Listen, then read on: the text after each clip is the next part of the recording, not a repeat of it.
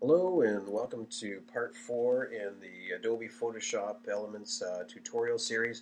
Um, what we're going to be discussing today is a few more options that you can have with the type tool. As you can see, this is where we left off in our last lesson.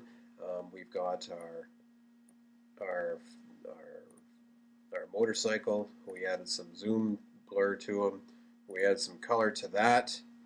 We added some type to that, and then we added the guy that we kind of cropped out and faded off into the background. He's on top. But what I want to do right now is just show you a couple options that you can have with the type tool. I'm going to take this and we're going to make that just regular old type, and I'm going to shrink it down just a little bit so it all fits on the screen. I just want to grab that and shrink that down a little bit. There we go. Okay, I'm going to hit enter. If I click on the type tool, what I have is I have like a wealth of things that I can do with the type in order to make things more interesting. I'm going to move this over here. Over here, this is called the warped text tool.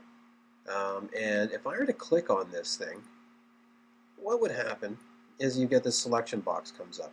And you can do a lot of cool things with this.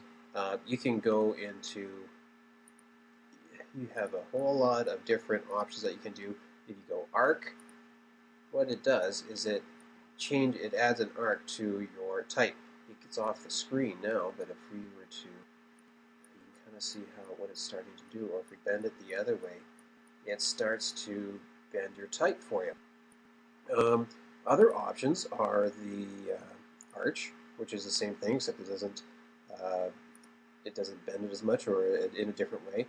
You have a whole lot of different options here. A cool one is the flag. If you want to do a flag type of thing, and again, you can adjust how much it's going to do it, and you can adjust it one way, and you can adjust it the other way.